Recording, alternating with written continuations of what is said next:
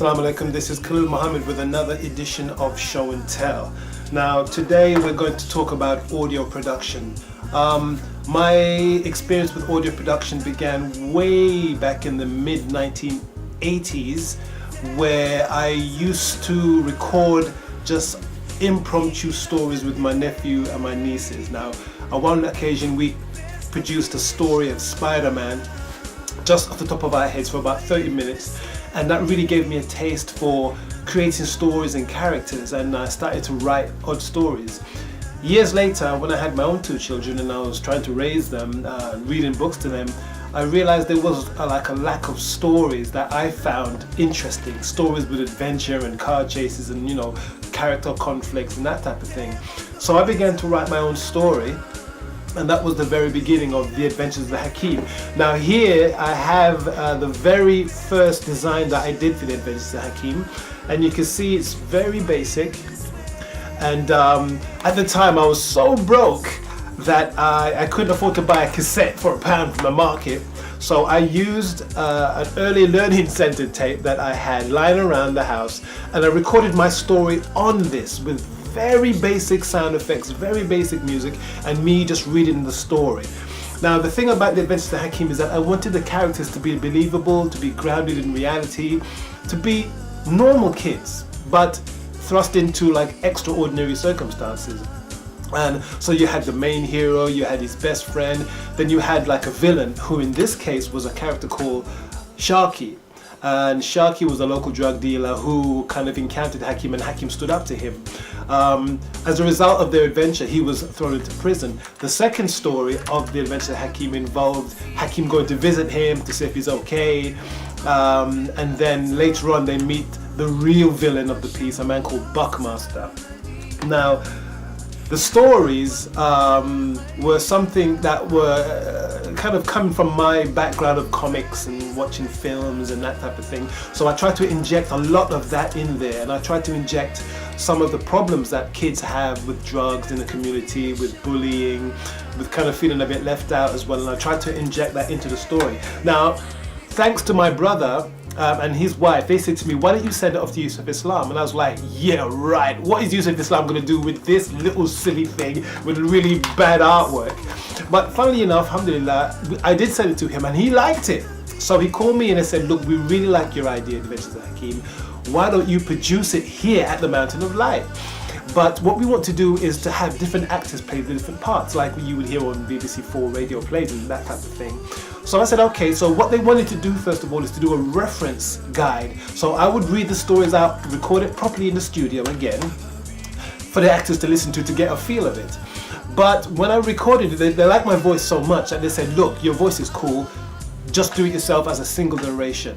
So we did that, and we produced the first Adventures of the Hakim. Again, this is the artwork I did for it. I actually had to go to Canada to get this, so it's a very rare item. If you have one of these, hang on to it, it might be worth something years to come. And we expanded it into 2 cassettes. We expanded it into 2 audio cassettes with 3 stories and a bonus song. Again, the stories were very involved because it had to have some kind of incidental music, it had to have sound effects of cars and atmosphere and doors closing and people walking, and that took ages to find. So if you're going to get involved into audio production, be aware that you're going to spend hours trying to find the simplest sounds that will only be heard for 3 or 4 seconds on the finished product. So years later, because The Adventures of Hakim was very well received, we wrote and produced The Adventures of Hakim 2. And The Adventures of Hakim 2, we had a higher production value here. We wanted to make it bigger and better. And one of the things that we did is that we found different actors to play the different parts. So it was no longer just me reading the story like a storyteller or a narrator. We had different actors and different performers, Mecca Tabedeen and these other people, coming to read the different parts. Now what was interesting about this is that of course all the actors aren't available at the same time.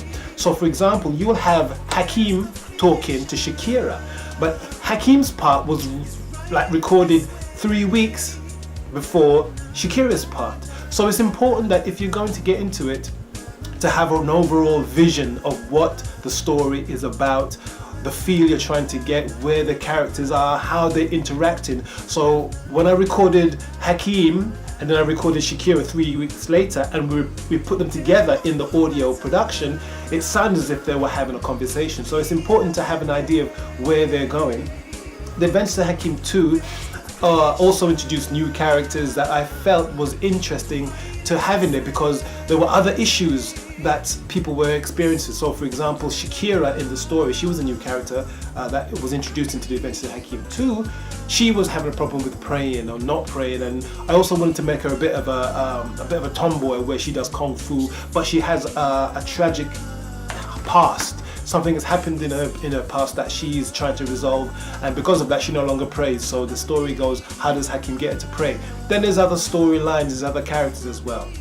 Now, while I was writing this, I wasn't aware that Hollywood has a set formula for putting stories together. That set formula would involve things like tragedy, personal experiences. It would involve a triumph, that would be a false triumph. It would involve, how do you get to like the characters? What do the characters do for you to like them, even if they're a bad character but they have redeeming qualities? There are certain things you put in there. I wasn't aware of this formula, but so I instinctively put things in there that would interest people, that would interest me.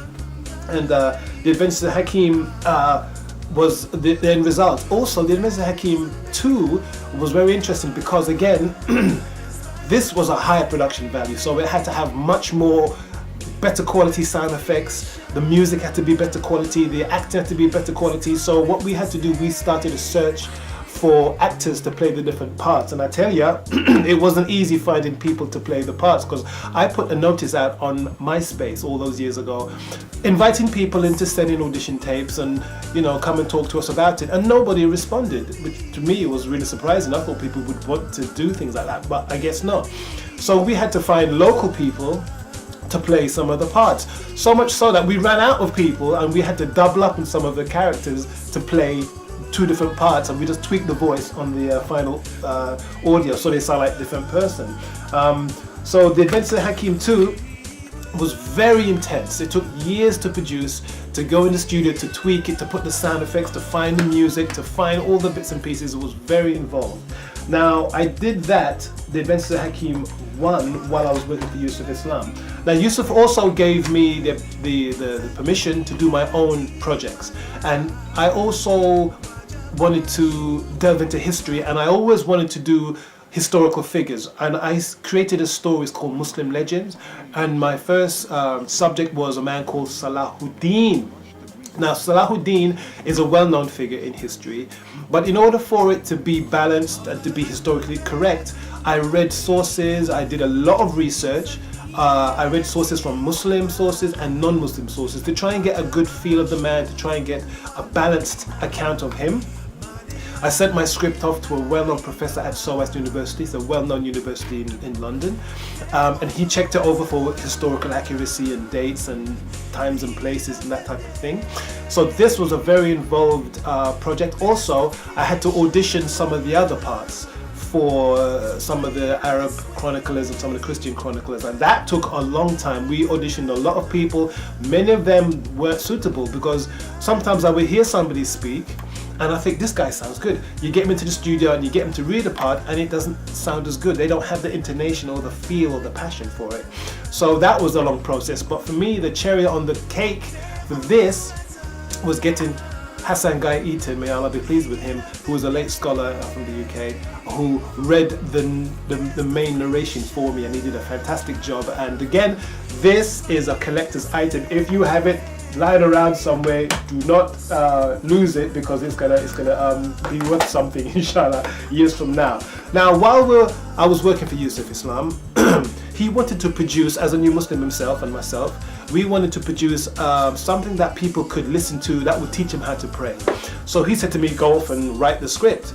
So I began to write the script, and it was called How to Pray. Now, while we were doing that script, we heard that Islamic Relief were producing their own How to Pray guide in book form. So we approached them and said, look, why don't we do a joint collaboration?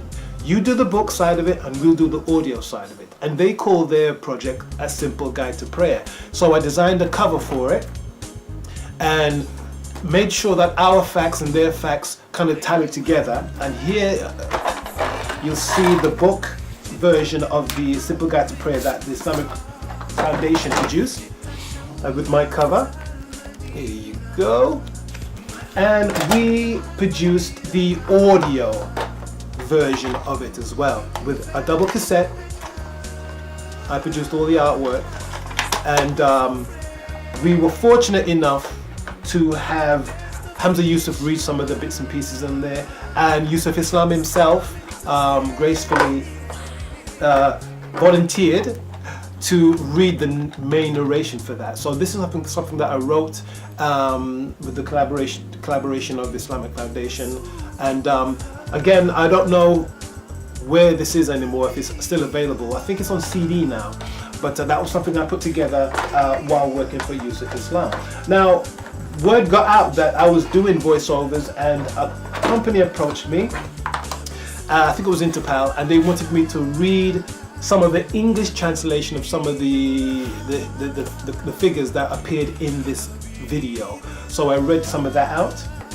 Also, I was approached by a company in Turkey who had produced some cartoons based on Quranic and biblical characters. And the first one was Cain and Abel, or Habil and Kabil in Arabic. And they sent me the script. And English wasn't his first language, so it was in very bad English. So I had to change the script, make it more user-friendly, make it more kind of naturally, flow more naturally. And I also provided the voiceovers for that as well. I played Cain, and I found a young man called Jalal Hartley to play Abel, and Shaitan is in there as well, and I played Shaitan as well. So that was something that I did many years ago. The same company then wanted to do an action-adventure story for children, and they called it The Wealth of Salah. Again, English wasn't his first language, so he sent it to me in the form that he could create it in, and I tweaked it and I made it a bit more interesting for him. And we also found the actors. We auditioned a lot of people for this to play the parts of the different characters.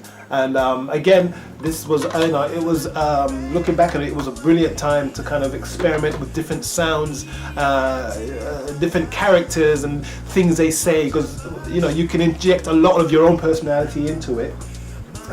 So that is just a very small amount of some of the audio productions that I've done. I've done other things. I've done voiceovers for the A is for Allah and other bits and pieces that we've done over the years. So hopefully you may have got something from that. But the main point I'd like to stress is that especially looking back at the Adventures of Hakim 1, if it wasn't for my brother and his wife insisting that I send this up to Yusuf Islam, none of this would have happened, because my nasheeds, everything has come from the Adventures of Hakim, and the fact that my brother, he encouraged me to send it to Yusuf Islam, send it to somebody. And good thing I didn't listen to myself, I listened to them, I followed their advice and sent it off, and that's where everything started. So don't be afraid to try new things, send things out, write things, get busy. There's nothing like learning something.